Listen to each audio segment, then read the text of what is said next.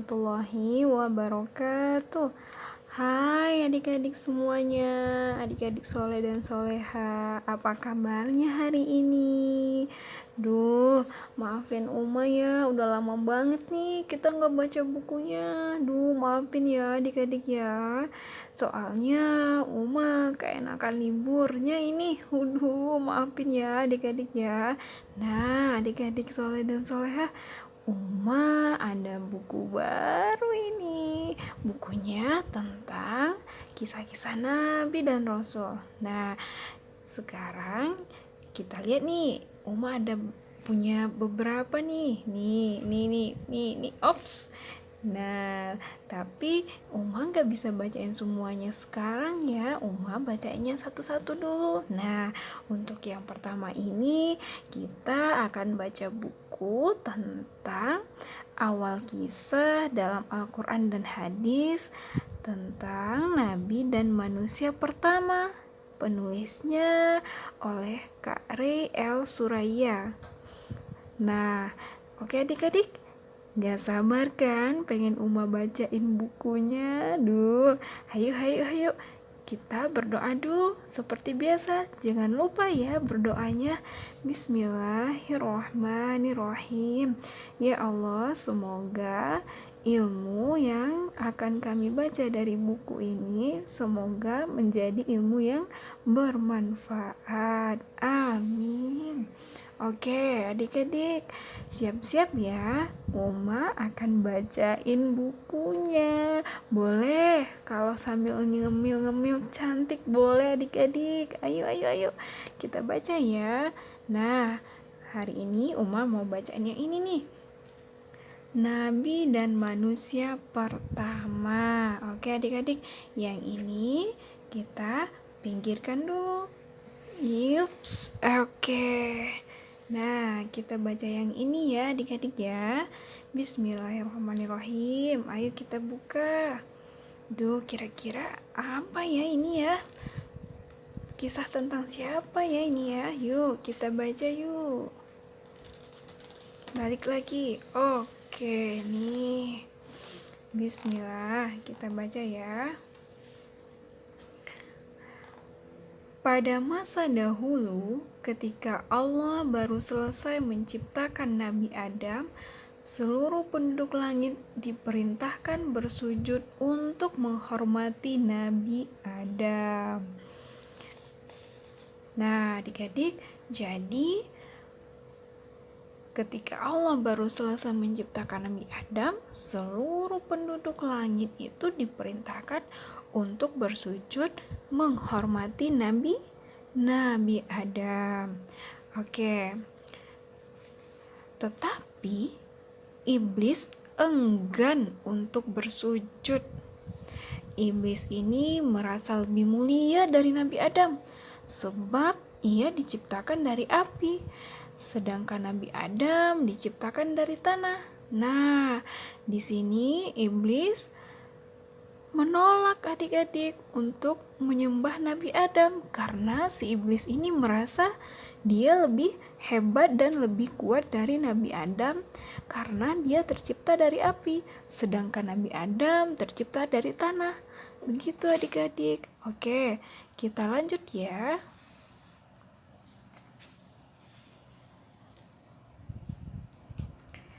Allah sangat murka kepada iblis yang membantah perintah Allah. Lalu Allah pun mengusirnya dari surga. Ya Tuhan, Engkau usir aku dari surga ini karena Adam. Aku bersumpah, aku dan anak keturunanku akan menyesatkan Adam dan anak keturunannya selamanya. Ujar iblis menggugat Allah. Jadi adik-adik, iblis ini dia gak terima adik-adik karena Allah mengusirnya dari surga.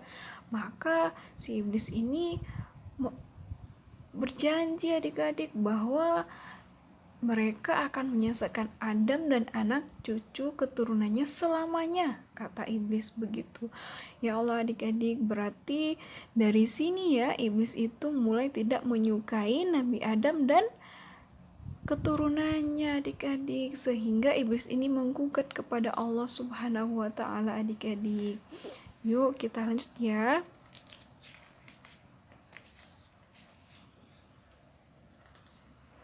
Sementara iblis menjalani hukumannya karena ia diusir oleh Allah dari surga, Nabi Adam menikmati kehidupan di surga sepuasnya. Namun, ia mulai merasa kesepian. Nabi Adam ingin sekali punya seorang teman. Tuh adik-adik, di surga ini kan gambaran ilustrasinya aja ya adik-adik ya.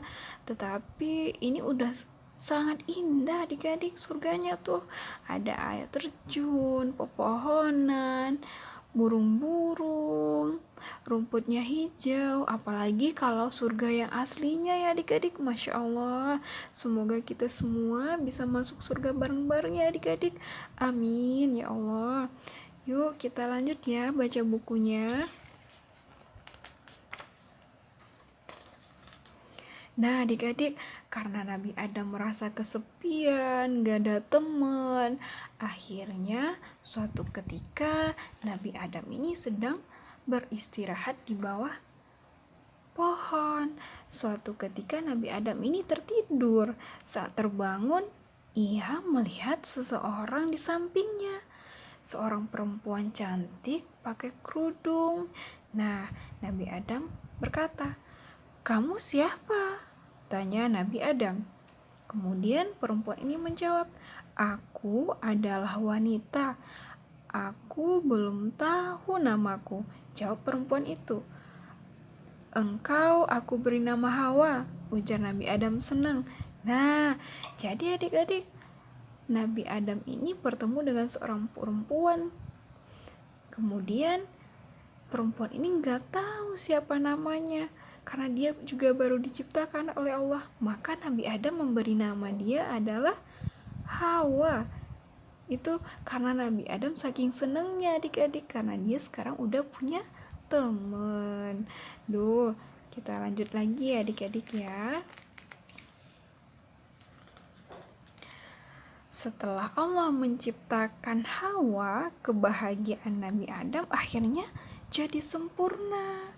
Lalu Allah berfirman, "Hai Adam, makan dan minumlah sepuasnya, tetapi jangan kalian makan buah dari pohon khuldi ini. Bila kalian memakannya, berarti kalian melanggar perintahku." Nah, adik-adik, Allah menyampaikan kepada Nabi Adam bahwa makan dan minumlah sepuasnya yang ada di surga ini, kata Allah, tetapi jangan kalian makan buah dari pohon khuldi ini. Bila kalian memakannya, berarti kalian melanggar perintahku, kata Allah. Nah, adik-adik bisa lihat kan, di sini ada sebuah pohon ini, pohon ada buahnya, udah kayaknya buahnya kayak enak gitu ya adik-adik. Nah, coba perhatikan adik-adik, ada siapa lagi di sini selain Nabi Adam dan Hawa? Ada yang tahu nggak siapa kira-kira? Oh iya bener, ini coba adik-adik lihat nih, di pinggir sini ada iblis lagi mengintip Nabi Adam dan Hawa adik-adik. Sepertinya iblis ini akan mengganggu Nabi Adam dan Hawa adik-adik. Ayo kita lanjut lagi ya baca bukunya, makin penasaran juga nih Uma. Ayo kita baca. Nah bener adik-adik, ternyata iblisnya menghampiri Nabi Adam dan Hawa adik-adik. Yuk kita baca ya. Iblis yang menyelinap ke surga mengetahui larangan Allah terhadap Nabi Adam dan istrinya. Lalu ia menemui keduanya untuk membujuk. Nah, benar kan adik-adik, iblis ternyata melaksanakan janjinya yang pertama tadi, bahwa dia akan menyesatkan Nabi Adam dan keturunannya adik-adik. Ini adalah godaan pertama iblis untuk Nabi Adam adik-adik. Ayo kita baca ya. Makanlah buah ini. Demi Allah, aku menasihati kalian memakan ini supaya kalian selamanya tetap di surga. Loh adik-adik, ternyata iblis ini memutarbalikkan fakta adik-adik. Tadi Allah melarangnya, tapi iblis merayu Nabi Adam dan Hawa untuk memakannya adik-adik. Iblis mengatakan bahwa ketika Nabi Adam dan Hawa memakan buah khuldi ini, maka mereka akan menetap di surga selamanya. Padahal tidak seperti itu ya adik-adik ya. Yuk kita lanjut yuk baca bukunya. Apakah Nabi Adam dan Hawa ini akan terpengaruh dengan rayuan iblis ini atau enggak? Ayo kita lanjut ya adik-adik ya. Masya Allah adik-adik, ternyata Nabi Adam dan Hawa memakannya. Nabi Adam dan Hawa akhirnya terpengaruh bujuk rayu iblis. Mereka memakan buah khuldi yang dilarang Allah. Mereka melupakan peringatan Allah supaya jangan menuruti iblis. Dan Allah sangat murka karena larangannya dilanggar adik-adik.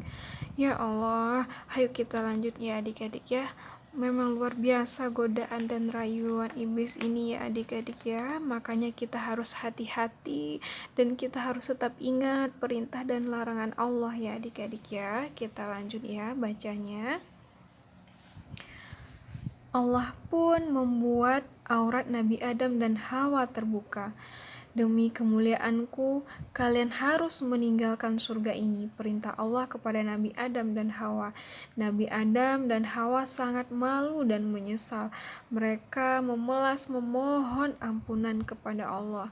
Nah adik-adik, karena Allah tidak menyukai Nabi Adam dan Hawa karena sudah melanggar larangan Allah, maka Allah mengusir atau Allah memerintahkan kepada Nabi Adam dan Hawa untuk meninggalkan surga adik-adik.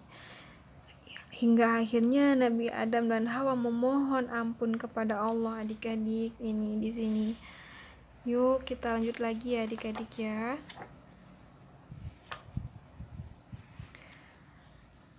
Allah mengampuni dosa Nabi Adam dan Hawa, tetapi Allah menetapkan mereka diturunkan ke bumi. Keduanya ditempatkan pada daerah yang berjauhan adik-adik. Siang malam Nabi Adam dan Hawa terus saling mencari. Mereka juga terus berdoa dan memohon ampun kepada Allah. Nah adik-adik, akhirnya Nabi Adam dan Hawa ini diturunkan ke bumi, tapi mereka tidak diturunkan dalam satu tempat yang sama adik-adik.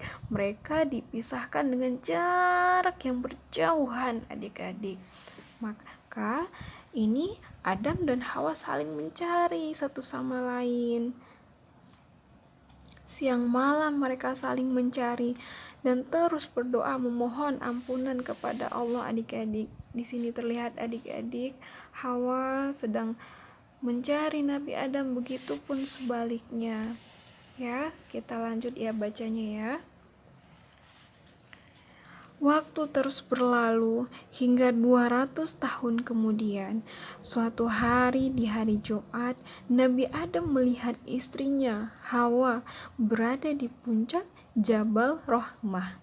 Nah, adik-adik, di sini suatu hari setelah 200 tahun kemudian, Nabi Adam menemukan istrinya Hawa yang berada di puncak Jabal Rahmah. Ini adalah padang pasir ya adik-adik. Setelah sekian lama berpisah, akhirnya keduanya dipertemukan kembali oleh Allah. Alhamdulillah, alhamdulillah, ucap Nabi Adam dan Hawa bahagia. Ini Allah sudah menjawab doa mereka berdua setiap hari yang memohon ampunan kepada Allah dan saling mencari satu sama lain adik-adik. Yuk kita lanjut ya.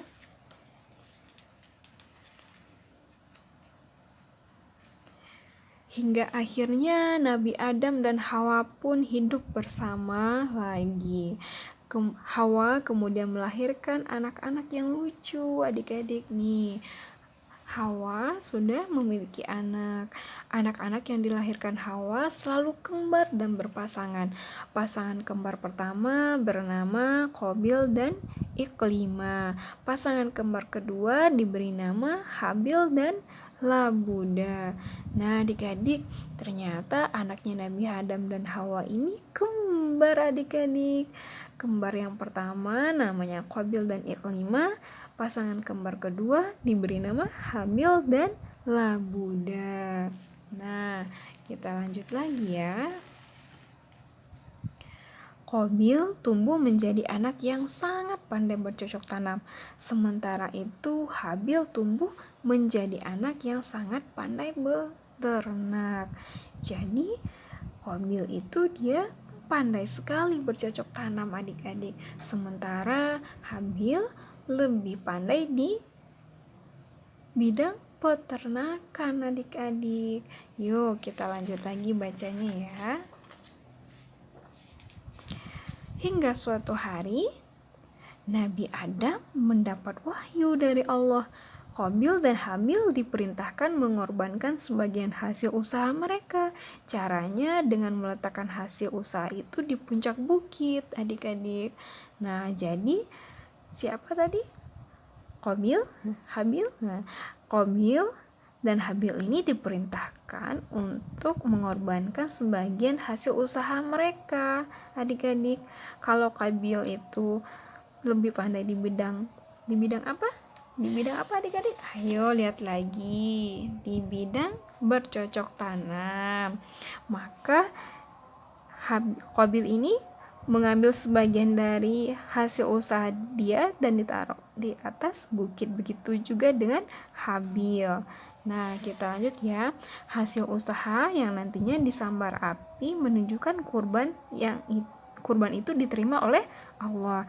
Jadi, Qabil dan Habil ini meletakkan sebagian dari hasil usaha mereka berdua ini di atas bukit. Nah, nanti hasil usaha siapa yang disambar api itu menandakan bahwa kurban itu diterima oleh Allah adik-adik. Nah, yuk kita lanjut lagi ya. Kedua putra Nabi Adam melaksanakan perintah ayahnya. Keesokan harinya mereka melihat hasil kurban mereka di puncak bukit. Ternyata domba-domba Habil telah roib, sementara hasil kebun milik Qabil tetap utuh. Alhamdulillah, kurbanku diterima Allah, ujar Habil senang. Qabil telah mengorbankan hasil kebunnya yang jelek sehingga Allah tidak menerimanya, tetapi ia menjadi dengki kepada adiknya Habil. Nah, adik-adik, di sini bisa kita ambil pelajaran ya, bahwa ketika Allah memerintahkan kita untuk mengorbankan sebagian dari hasil usaha atau sebagian dari harta kita, maka berikanlah yang terbaik adik-adik. Jangan yang tidak kita suka yang akan kita persembahkan kepada Allah, karena yang diterima itu adalah yang terbaik adik-adik. Makanya kurban yang diterima itu adalah kurbannya Habil adik-adik, sementara kurbannya Qabil dia meletakkan buah-buahan dan sayuran yang busuk adik-adik, sehingga Allah tidak menerimanya adik-adik ya. Kita lanjut ya. Yuk adik-adik kita lanjut ya. Qabil dan Habil semakin dewasa. Kini sudah saatnya mereka menikah adik-adik. Nabi Adam pun menyampaikan peraturan dari Allah. Nah, karena Habil, Qabil sudah dewasa, maka mereka udah saatnya menikah. Dan ayahnya Nabi Adam memberitahukan atau menyampaikan peraturan dari Allah. Nah, kira-kira apa ya peraturannya? Kita baca ya. Anakku, Qabil, kamu harus menikah dengan saudari kembar adikmu. Dan engkau Habil, kamu harus menikah dengan saudari kembar kakakmu. Qabil langsung menolak peraturan itu. Ia tak sudi saudari kembarnya yang cantik menikah dengan Habil. Nah, adik-adik, ternyata zaman dahulu itu ketika masa Nabi Adam dan Hawa, peraturannya kalau menikah itu adalah seperti ini, bahwasanya Qabil itu harus menikah dengan saudari kembar adiknya. yaitu saudara kembarnya si Habil ini. Sementara Habil itu harus menikah dengan saudari kembar kakaknya, Qabil. Nah, tapi Qabil menolak peraturan Allah itu adik-adik. Ia tidak terima saudari kembarnya yang cantik ini menikah dengan Habil adik-adik. Kemudian Qabil itu pergi adik-adik. Nah, yuk kita lanjut lagi ya bacanya.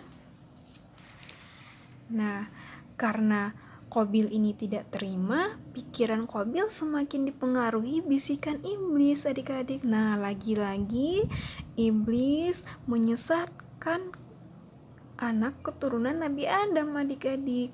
Qabil tidak ingin Habil menikah dengan saudari kembarnya. Maka saat menemukan waktu yang tepat, Qabil ini memukul adiknya adik-adik. Ternyata Qabil mengambil batu dan memukul Habil hingga si Habil ini meninggal. Ya Allah, innalillahi wa inna ilaihi rojiun. Ya Allah, Qabil. Kita baca lagi ya adik-adik ya, apa yang terjadi selanjutnya ini adik-adik. Ya Allah, yuk kita baca ya. Astaga, apa yang telah aku perbuat? Kata Qabil. Qabil sangat menyesal telah membunuh adik kandungnya sendiri adik-adik. Ini akibat bisikan iblis adik-adik. Ayo kita lanjut ya. Karena merasa bersalah, Qabil tidak berani pulang ke rumah orang tuanya. Ia juga tidak tahu apa yang harus dilakukan terhadap jasad adiknya ini adik-adik. Kemudian dia memangku jasad adiknya ini sampai dia kebingungan, ini jasad adiknya mau diapain, karena dia takut adik-adik untuk pulang ke rumah dan takut ayah dan ibunya mengetahui bahwa ia telah membunuh adiknya Habil adik-adik. Ayo kita baca lagi ya. Tiba-tiba Qabil melihat burung gagak menyeret temannya yang sudah mati. Burung itu menguburkan temannya ke dalam tanah.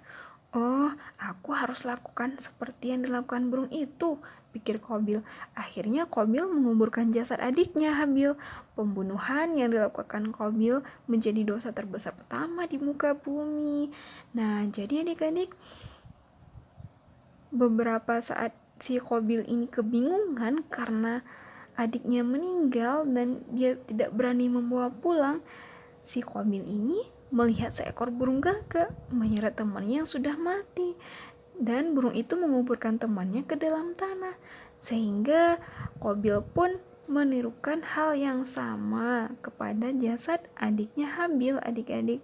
Dan adik-adik, ini adalah salah satu contoh dari iblis untuk menyesatkan anak keturunan Nabi Adam adik-adik.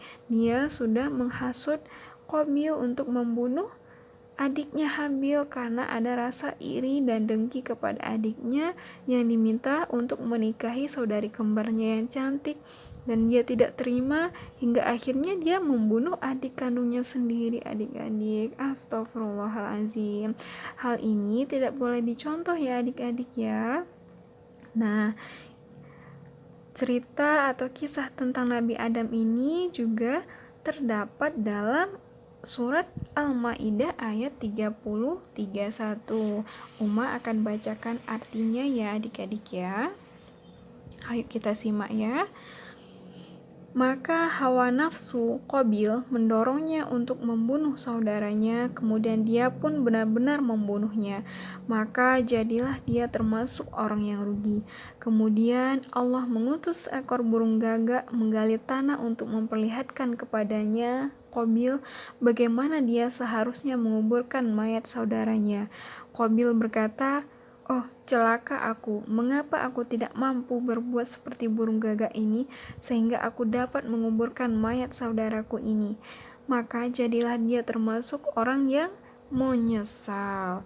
Nah, adik-adik, banyak sekali ibroh atau hikmah yang bisa kita ambil dari kisah Nabi Adam dan anaknya ini adik-adik, bahwasanya ketika kita diperintahkan untuk melakukan atau melaksanakan sesuatu hal yang bernilai ibadah, oleh Allah Subhanahu wa taala, maka lakukanlah sebaik mungkin atau berikanlah yang terbaik, dan jangan pernah ada rasa iri dan dengki kepada sesama, apalagi kepada saudara kandung kita sendiri adik-adik, karena hal-hal yang demikian pada akhirnya akan merugikan kita sendiri adik-adik. Oke adik-adik, gimana nih buku ini? Kisah tentang Nabi dan manusia pertama yang barusan udah kita baca. Luar biasa ya adik-adik ya kisahnya ya. Masya Allah, semoga kita semua bisa mengambil hikmah dan pembelajaran dari kisah ini adik-adik. Nah, untuk sekarang kita cukupkan dulu ya. Next time Uma akan bacakan buku yang bagus-bagus lagi adik-adik. Tentunya juga banyak pelajaran dan hikmah yang luar biasa adik-adik yang bisa kita ambil hikmahnya. Oke adik-adik, sekian dulu ya untuk baca bukunya hari ini. Semoga kita semua bisa mengambil hikmah dan pelajarannya ya. Dan jangan sedih adik-adik, Uma akan bacakan lagi buku-buku yang lebih bagus lagi, dan tentunya akan lebih banyak hikmah dan pembelajaran lagi yang bisa kita ambil adik-adik.